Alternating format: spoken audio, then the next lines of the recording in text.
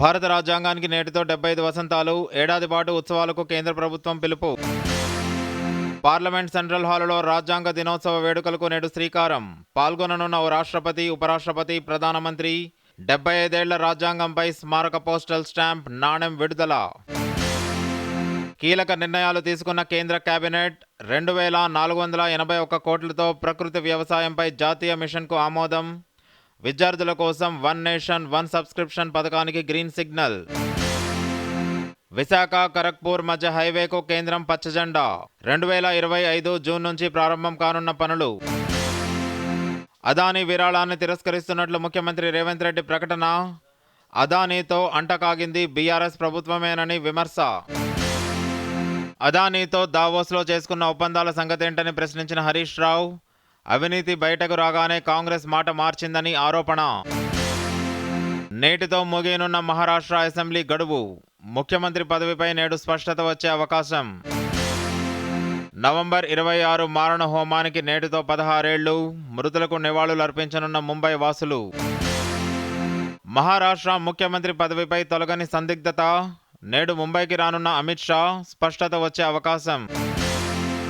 యథాతథంగా గ్రూప్ 2 పరీక్షలు. RRB పరీక్షలతో group 2 పరీక్షలకు ఎలాంటి ఆటంకం కలగదని టీజీపీఎస్సీ ప్రకటన. రాష్ట్రంలో 92.6% కులగణన పూర్తి. 13 జిల్లాల్లో 100% సర్వే పూర్తయినట్లు ప్రకటన. డిసెంబర్ 7న రాష్ట్ర వ్యాప్తంగా ఆటోలు బంద్. సమస్యల పరిష్కారం కోసం ఆటో యూనియన్ల నిర్ణయం. అయ్యప్ప భక్తులకు దక్షిణ మధ్య రైల్వే శుభవార్త. తెలుగు రాష్ట్రాల నుంచి 62 ప్రత్యేక రైళ్లను నడుపుతున్నట్లు వెల్లడి. ట్రంప్ ప్రమాణ స్వీకారోత్సవానికి హాజరు కానున్న బైడెన్. వెల్లడించిన శ్వేత సౌధం. గతంలో హాజరు కాని ట్రంప్. ప్రపంచ చెస్ ఛాంపియన్షిప్లో భారత్కు నిరాశ. చైనాకు చెందిన డింగ్ లెరెన్ చేతిలో భారత గ్రాండ్ మాస్టర్ గుకేష్ ఓటమి. పూర్తయిన ఐపీఎల్ మెగా వేలం. 182 మంది క్రికెటర్లను కొనుగోలు చేసిన ఫ్రాంచైజీలు. న్యూయార్క్ వేదికగా 52వ ఎమ్మీ అవార్డుల వేడుక ప్రారంభం. వీర్ దాస్ వ్యాఖ్యాతగా వ్యవహరిస్తూ ఉండటం విశేషం. కొనసాగుతున్న రాజధాని ఢిల్లీ వాసుల కాలుష్య కష్టాలు.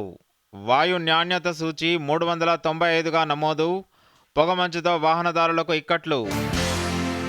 రాష్ట్ర వ్యాప్తంగా పెరుగుతున్న చలి తీవ్రత. మరో 3 రోజులు అప్రమత్తంగా ఉండాలన్న వాతావరణ శాఖ. పలు జిల్లాలకు ఎల్లో అలర్ట్ జారీ. బంగాళాఖాతంలో కొనసాగుతున్న అల్పపీడనం.